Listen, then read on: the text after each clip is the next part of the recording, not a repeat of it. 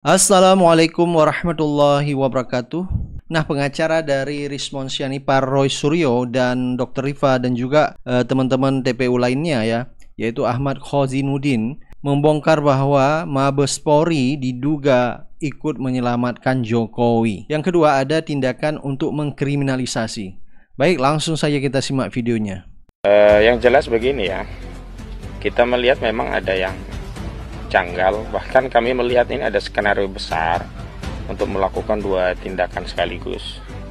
Pertama, tindakan penyelamatan ijazah Jokowi, sekaligus yang kedua tindakan kriminalisasi terhadap klien kami. Dan update dari Mabes Polri dikatakan sudah 90% penyelidikan. Artinya tinggal 10% lagi.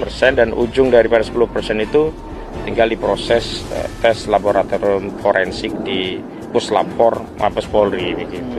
Dengan modus operandi seolah-olah menindaklanjuti Dumas, seolah-olah melakukan proses terhadap sejumlah pihak untuk diambil keterangan. Ujungnya adalah tes laboratorium forensik terhadap ijazah. Dan nanti hasilnya akan dikatakan identik, asli. Saya kira kalau kita mau bicara tentang pertaruhan ya, kasus ijazah palsu ini adalah pertaruhan reputasi sebuah bangsa, negara, bukan hanya reputasi institusi Polri.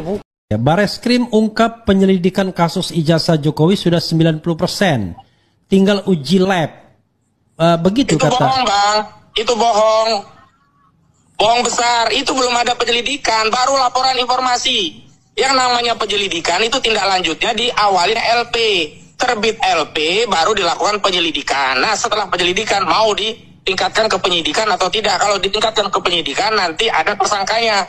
Ini kan baru laporan Dumas yang ditindaklanjuti dengan laporan informasi. Itu yang kami khawatir, curiga. Itu hanya dijadikan dalil untuk melakukan proses tes lab laboratorium forensik, dan ujung daripada tes laboratorium forensik Mabes Polri menyatakan ijazah Jokowi asli, dan dari pernyataan itulah kemudian dijadikan dasar untuk makin mengkriminalisasi klien kami yang saat ini dilaporkan Jokowi di Polda Metro Jaya. Nggak benar itu penyelidikan, mana ada penyelidikan, LP-nya aja belum keluar. Oh, Anda yakin sekali soal fakta ini ya?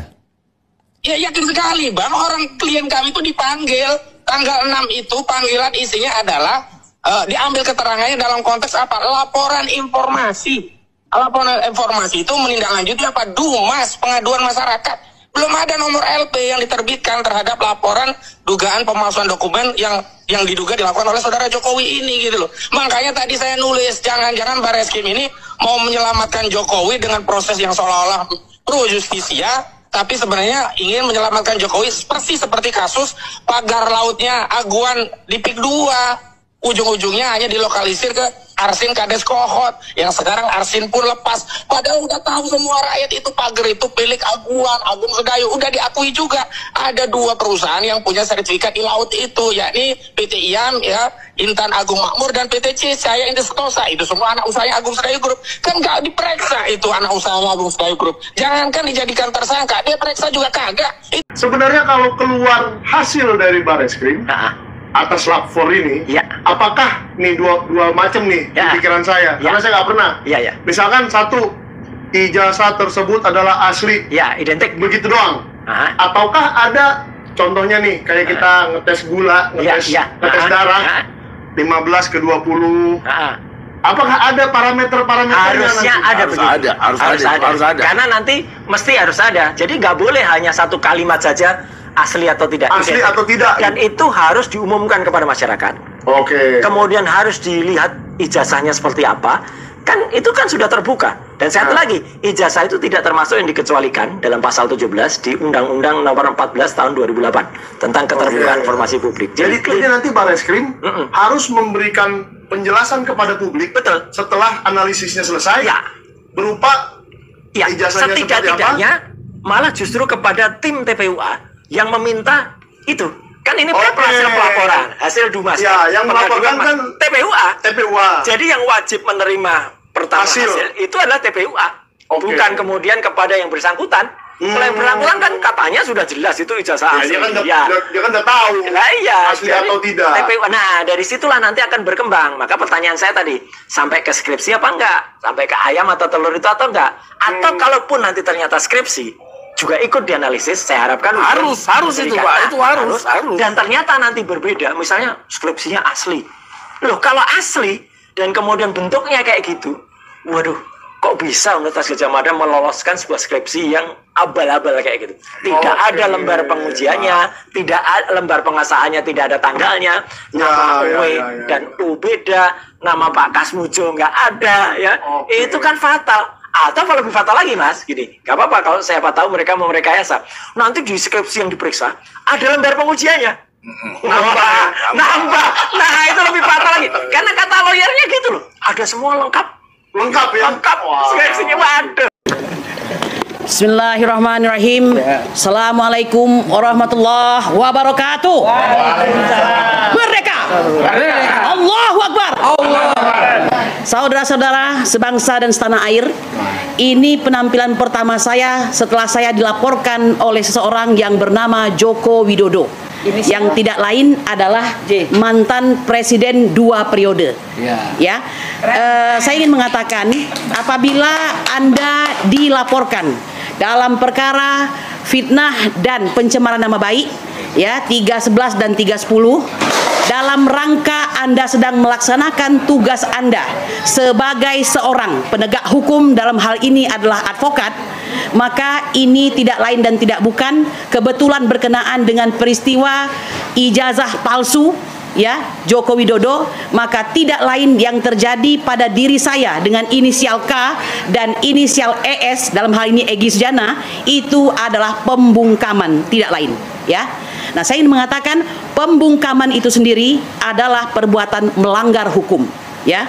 Dan ini sangat-sangat disesalkan dilakukan oleh seorang yang seharusnya setelah beliau turun dari jabatan sebagai presiden 2 periode menjadi guru bangsa.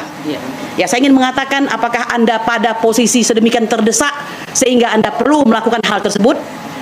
Nah, ada yang menarik dari pembicaraan pakar hukum pidana, pakar hukum ya, dan juga mantan Menteri Hukum dan HAM zaman Bapak SBY, yaitu Bapak Hamid Awaludin. Mengapa dia melakukan pelaporan tersebut? Beliau mengatakan ini tidak lain karena memang hobinya melaksanakan sikap-sikap yang playing victim, ya, agar senantiasa berada dalam pusaran pemberitaan, ya. Maklum ya, ini seperti post power syndrome, ya. Setelah berkuasa, ya, merasa terus ingin diberitakan sehingga akhirnya mohon maaf kali ini yang dilakukan itu tidak tepat. Bapak Ibu sekalian, perlu diketahui sebagai seorang pengacara, ya, atau lawyer atau advokat, saya menjalankan tugas saya dengan sungguh-sungguh dari hati yang paling dalam, ya. Walaupun dalam setiap pekerjaan tersebut belum tentu saya dibayar, ya. Apalagi kerja-kerja untuk umat ini sangat mengasikkan bagi saya karena bayarannya adalah keridhaan Allah Subhanahu wa taala, dan itu sungguh-sungguh, ya. Dan itu sungguh-sungguh, Allahu Akbar, ya. Dan itu sungguh-sungguh, sehingga perlu masyarakat se-Indonesia mengetahui bahwa perjalanan kami ke UGM dan ke Solo itu disaksikan oleh bangsa Indonesia ini, ya. Kami memulainya dengan benar, membuat surat dahulu, ya, kemudian mempersiapkan diri kami dengan segala hal yang sekiranya bisa membuat kami terjerembab dalam melaksanakan tugas kami tersebut dengan sangat hati-hati. Ketika sudah ada tanda bahwa kami akan diterima, baru kami berangkat. Dan perlu Anda ketahui seluruhnya bangsa Indonesia ini bahwa kami berangkat itu dengan kondisi logistik yang seadanya, hanya tekad di dalam dada, ya, bahwa kami mengemban amanah penderitaan rakyat untuk mengetahui informasi, melakukan klarifikasi dan melakukan verifikasi terhadap ijazah Joko Widodo yang diduga palsu itu. Dan ini merupakan rangkaian kegiatan pekerjaan kami sejak tahun 2022, bukan dadak-dadakan begitu, ya. Nah, kami ingin mengatakan kami pun diterima secara baik oleh UGM maupun oleh Bapak Joko Widodo sendiri. Jadi sungguh agak terasa sangat lucu ketika beberapa waktu kemudian seharusnya beliau menghadiri persidangan nomor 99 di PN Surakarta, justru datang ke Jakarta untuk melaporkan para ahli yang diantaranya Roy Suryo, kemudian Rismon Hasiholan Sianipar, Tifauzia Tiasuma, lalu ditambah lagi 2 orang dari TPUA, yaitu Presiden TPUA Egy Sujana dan saya sendiri Kurnia, ya. Saya ingin mengatakan terlebih daripada itu bahwa dalam kami melaksanakan tugas kami ini merasa nyaman seharusnya dan aman karena kami dibekali dengan undang-undang advokat, yaitu Undang-Undang Nomor 18 tahun 2003 yang sudah disampaikan oleh Bang Azam dan Bang Ismar tadi. Jadi sesungguhnya saya mau bertanya, apa yang dilakukan oleh kuasa hukum terhadap saudara Joko Widodo sehingga berani melaporkan kami, orang yang jelas-jelas dan nyata-nyata dilindungi oleh Undang-Undang Advokat, ya, pasal 16, bahwa seorang advokat dalam melaksanakan tugasnya tidak bisa dituntut secara perdata maupun pidana, ya, dalam rangka memberikan pembelaan kepada kliennya baik di luar maupun di dalam persidangan dengan itikat baik. Dan diperkuat lagi dengan pasal 5 ayat 1 bahwa kami dalam melaksanakan tugas dilindungi Undang-Undang Advokat ini untuk menjadi advokat yang bebas dan mandiri, terbebas dari segala intervensi, ya. Jadi untuk itu saya tadi mengatakan bahwa pelaporan ini adalah blessing. Barangkali memang beginilah caranya Allah untuk menyelesaikan permasalahan bangsa ini, ya. Nah, Bapak Ibu sekalian, saya ingin mengatakan kami melakukan pelaporan, ya, di Bareskrim sebagai bagian dari sekian banyak upaya yang kami lakukan.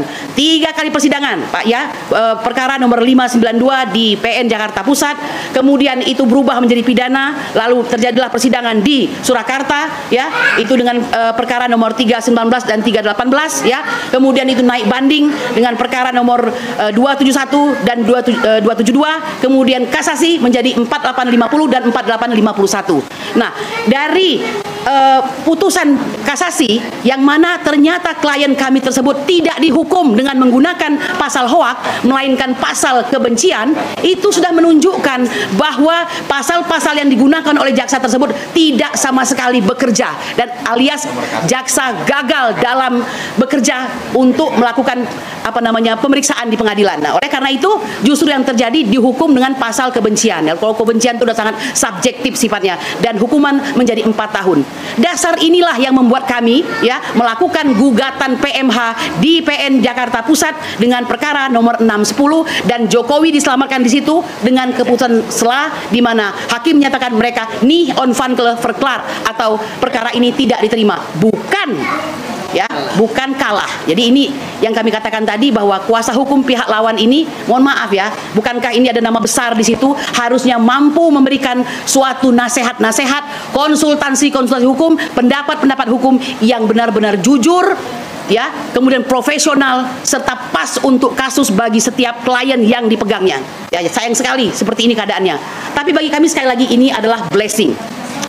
Terlebih daripada itu, saya ingin mengatakan, kalau Anda sudah berhasil membuat gempa, ya, bagi rakyat Anda, karena Anda ini mantan pejabat, mungkin ini benar yang dikatakan oleh salah seorang pejabat juga, dulu waktu menjadi presiden menyusahkan rakyatnya. Hari ini setelah menjadi rakyat menyusahkan presidennya plus rakyatnya, ya. Nah, ini yang terjadi. Menurut saya ini sangat pilihan yang tidak baik. Seharusnya Anda menjadi guru bangsa begitu. Nah, ya, saya ingin mengatakan, Bapak, sebelum polisi yang kami lihat sangat ramah sekali, ya, menyambut Bapak Joko Widodo ini ketika akan membuat laporan, ini sangat berbeda, ya. Ini memang tentang pencemaran nama baik dan fitnah, ya. Saya ingin bertanya, apakah polisi masih seperti yang dulu, ya? Meskipun kita akuilah, harus kayaknya semua orang juga paham dan tahu bahwa Bapak Sigit Listio ini boleh dikatakan orangnya Pak Jokowi, ya kan?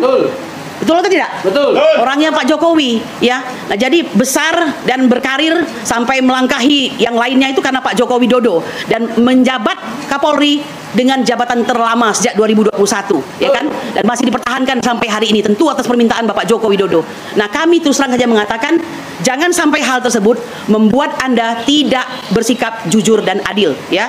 Karena kalau kita mau, ya, Bang Juju, Bang Muslim Arbi, Bang Ismar, ada perkara masih ingat tentang pelaporan oleh keluarga Bapak Yusuf Kalla tentang pencemaran nama baik, dan itu berapa tahun yang lalu. Apa hasilnya? Apakah kita mendengarkan apa, ya, pemeriksaan hasil dari polisi? Tidak ada. Tapi mengapa ini tentang Pak Joko Widodo yang melaporkan kami hanya dalam hitungan hari langsung naik ke permukaan untuk bisa segera diperiksa? Nah, oleh karena itu kami ini mengatakan Anda membuat dagelan yang ditonton oleh orang seluruh Indonesia. Perlu Anda ketahui, sebelum Anda menaikkan perkara kami, silahkan periksa dahulu laporan kami di Bareskrim tanggal 9 Desember 2024, di mana kami telah melakukan penambahan dan kelengkapan bukti-bukti sebanyak 14 bukti totalnya, ya, yaitu terakhir tanggal 22 April 2024, ya. Anda harus memeriksa ini, 2025 maksud saya, Anda harus memeriksa ini Joko Widodo sebagai dader atau plager atau pelaku, siapa-siapa orang yang melakukan don plager, dan siapa penyertanya atau mede plager. Silahkan diperiksa dengan seksama. Anda mempunyai lab 4, ya, tapi tolong Jangan sampai membuat kami tidak percaya, karena lapor itu adalah kekuasaan Anda. Karena itu kami menginginkan pemeriksaan yang benar-benar teruji, kemudian juga jujur dan diperiksa bersama-sama. Kalau perlu melibatkan pihak luar, ya.